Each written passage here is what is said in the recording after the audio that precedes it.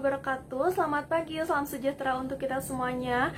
Puji dan syukur mari kita panjatkan kepada Ilahi Robbi, karena berkat rahmat dan karunia-Nya kita bisa berkumpul di sini dengan sehat walafiat.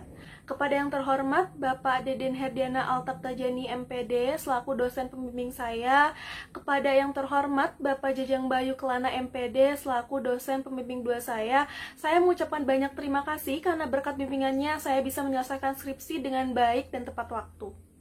Hari ini, tanggal 1 Agustus 2022, izinkan saya, Rairestu Gustina, dengan NIM 180600536, mempresentasikan hasil skripsi saya yang berjudul Pengembangan Bahan Ajar PowerPoint Interaktif dengan menggunakan model Contextual Teaching and Learning untuk meningkatkan pemahaman konseptual siswa pada pelajaran PKN kelas 5 SD.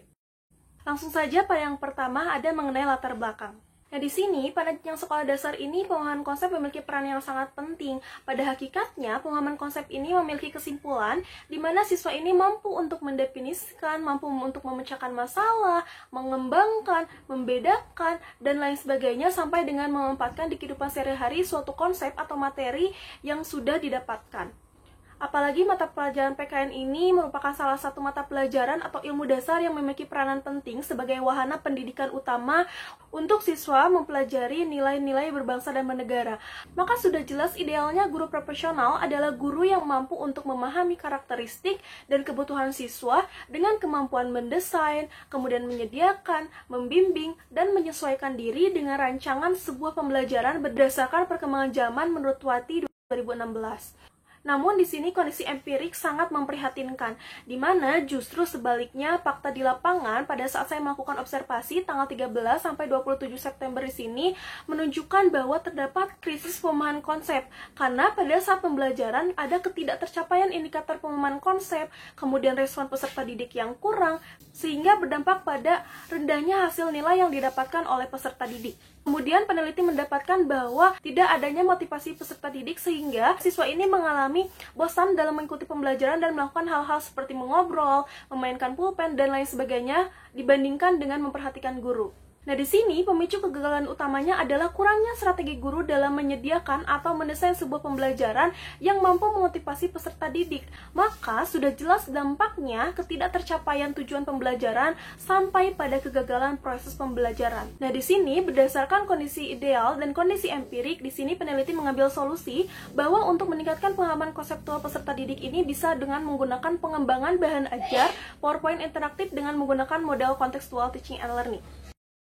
Selanjutnya ada tujuan penelitian. Di sini peneliti mengambil 4 tujuan penelitian. Yang pertama ada untuk mengetahui bagaimana proses dan hasil pengembangan bahan ajar PowerPoint interaktif menggunakan model CTL. Kemudian yang kedua untuk mengetahui bagaimana respon peserta didik dan guru dalam pengembangan bahan ajar PowerPoint interaktif menggunakan model CTL pada pelajaran PKN. Ketiga, untuk mengetahui apa saja yang menjadi kendala-kendala pada saat proses pengembangan.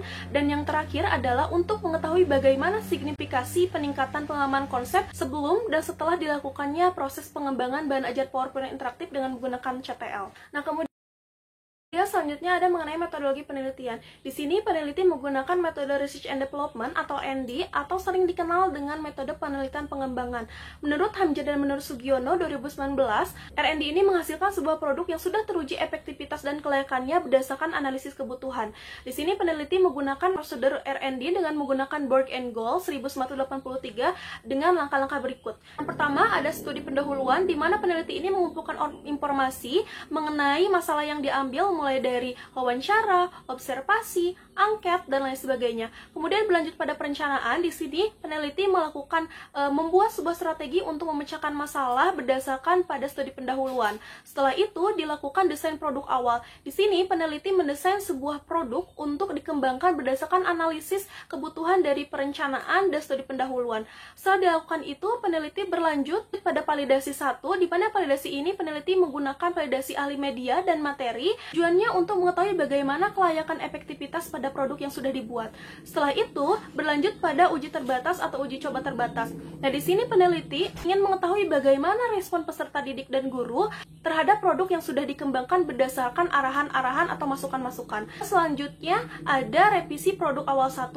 Nah, di sini revisi produk 1 ini didapatkan dari hasil kelemahan, kelebihan-kelebihan serta masukan-masukan dijadikan satu dan direvisi kembali. Dilakukan lagi uji coba luas. Selanjutnya, dilakukan revisi kembali untuk mengetahui bagaimana kelayakan setelah dilakukan uji coba terbatas dan uji coba luas. Setelah dilakukannya revisi dan dikatakan layak untuk ahli media, materi, dan ahli praktisi 1-2, produk dinyatakan final. Tetapi, produk ini harus dimonitoring guna untuk mengetahui perkembangan atau pembaharuan pada sebuah produk yang sudah dibuat. Kemudian yang kedua ada subjek dan lokasi penelitian. Di sini peneliti pada uji terbatas menggunakan 16 peserta didik di SDN Cikitu 1 yang terletak pada Jalan Pangilingan RT 5 RW 10 Kecamatan Pacet Kabupaten Bandung. Kedua, uji coba luas peneliti lakukan pada 32 peserta didik yang berada pada SDN Cikitu 3 pada Jalan Raya Pacet RT 05 RW 02 Kecamatan Pacet Kabupaten Bandung. Nah, di sini untuk teknik dan prosedur penelitian, peneliti menggunakan yang pertama observasi, ada wawancara, angket, dan tes. Untuk olah datanya, peneliti menggunakan kualitatif dan kuantitatif, di mana ada uji normalitas, korelasional, kemudian uji gain, dan uji parity test.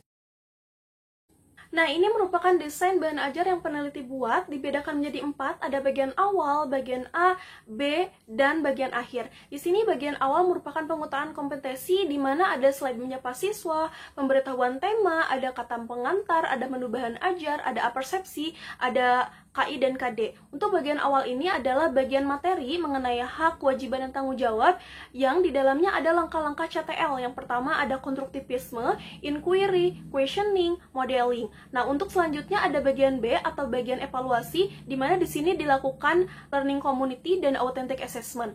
Dan yang terakhir ada bagian akhir, yakni terdapat reflection atau rangkuman yang data penulis. Pembahasan hasil penelitian yang pertama mengenai proses dan hasil. Di sini sebelum melakukan validasi produk dilakukan pengembangan dengan melakukan bimbingan intens bersama pembimbing.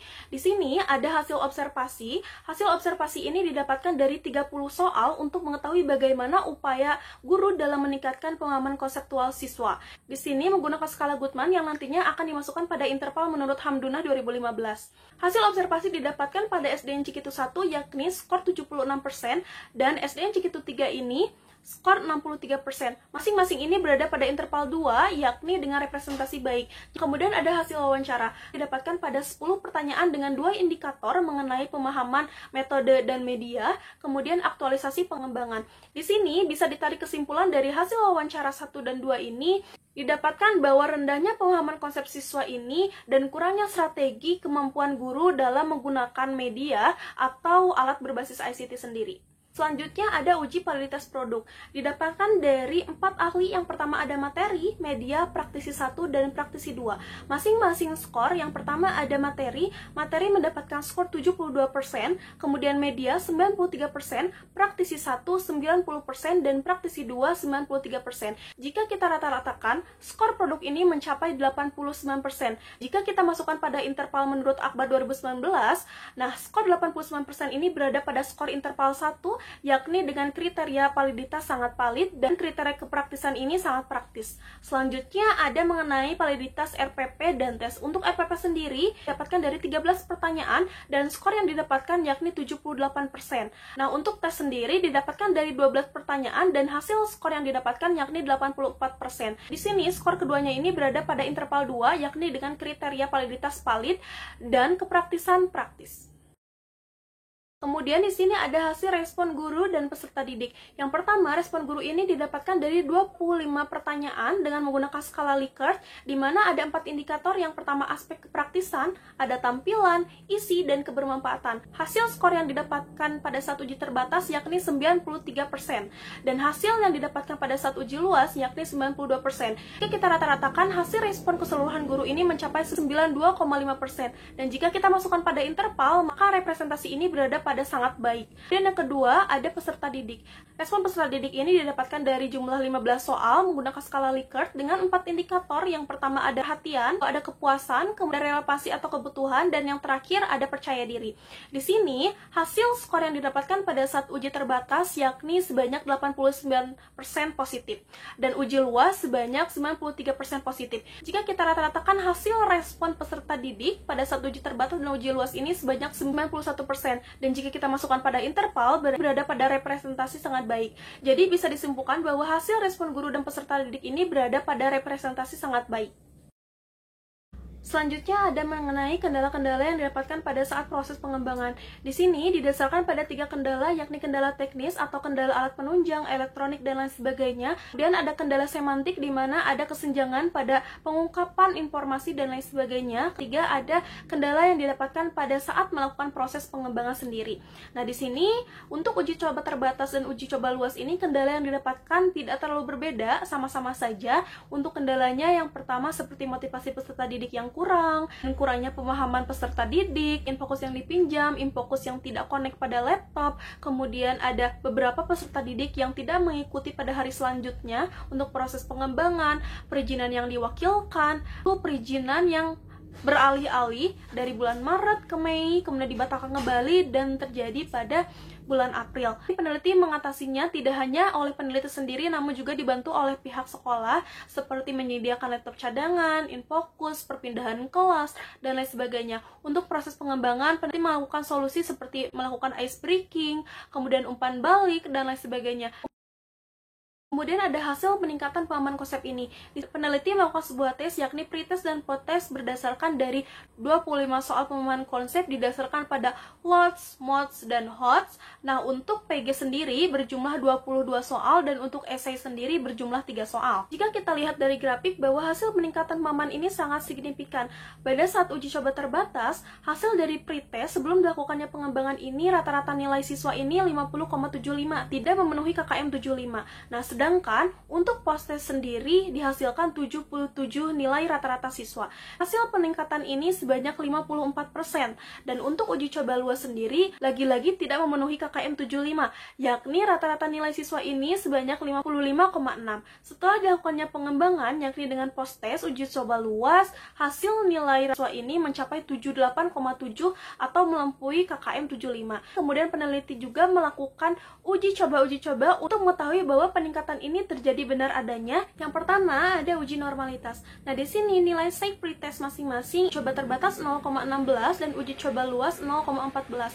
Untuk prosesnya sendiri yakni 0,77 dan 0,71. Untuk V-value Shapiro-Wilk-nya sebesar 0,200 sampai dengan 0,18. Nah, masing-masing nilai SAIC ini lebih besar dari 0,5, maka data berdistribusi normal. Selanjutnya, lakukan uji korelasional, di mana percent correlation ini masing-masing uji 0,700 dan 0,790. Artinya, terdapat hubungan keeratan antara bahan ajar PowerPoint interaktif dengan kemampuan pemahaman konsep sangatlah kuat.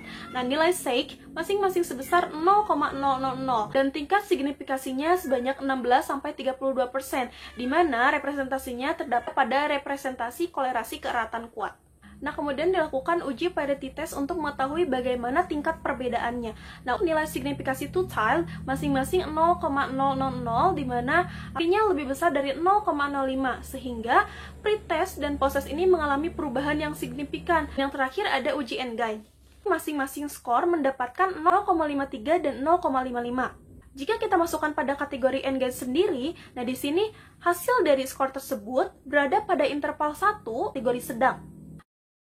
Hasil penelitian ini dapat disimpulkan, yang pertama, proses dan hasil ini menghasilkan sebuah produk bahan ajar PowerPoint interaktif yang dapat digunakan dengan kelayakan yang diperoleh sebesar 92% dengan kategori sangat layak. Nah, perolehan upaya guru untuk meningkatkan kemampuan pemahaman konsep ini berada pada representasi baik, dengan perolehan validasi RPP 84% dan instrumen tes sebanyak 72%. Masing-masing ini berada pada kategori sangat baik. Kemudian yang kedua, respon yang didapatkan masing-masing ini berada pada kategori sangat baik, presentasi respon 92% dan 91%. Kemudian, untuk kendala yang didapatkan didasarkan pada 3 spesifikasi, kendala teknis, kendala semantik, dan kendala pada saat proses pengembangan, namun bisa diatasi dengan baik. Kemudian, yang keempat, peningkatan pemahaman konseptual siswa ini sangat signifikan, yakni sebesar 47-54% dengan perolehan data berdistribusi normal, Pearson correlation sangat erat, hasil proses yang dihasilkan lebih tinggi dari hasil pretest. Dari hasil perolehan pretest. Nah, Engain sendiri berada pada kategori sedang. Jadi bisa disimpulkan bahwa terdapat peningkatan pemahaman konsep dengan menggunakan model contextual teaching and learning dan bahan ajar PowerPoint interaktif. Saran dari penelitian ini yang pertama, diharapkan kepada guru agar mempelajari karakteristik dan kebutuhan peserta didik dalam pembelajaran, selalu melakukan penyesuaian dalam pengimplementasian proses pembelajaran agar lebih optimal hasil belajarnya. Nah, kemudian yang kedua, diharapkan kepada guru agar mampu bekerja sama dengan pihak sekolah untuk meningkatkan kualitas mengajar dengan pelatihan strategi penggunaan media atau model pembelajaran yang berbasis ICT. Ketiga, diharapkan hasil pengembangan bahan ajar PowerPoint interaktif dengan model contextual teaching and learning atau CTL ini bisa menjadi terobosan baru yang dapat digunakan oleh guru untuk meningkatkan kemampuan pemahaman konsep peserta didik. Baik, mungkin sekian hasil presentasi dari saya. Mohon maaf bila ada banyak kekurangan. Wassalamualaikum warahmatullahi wabarakatuh.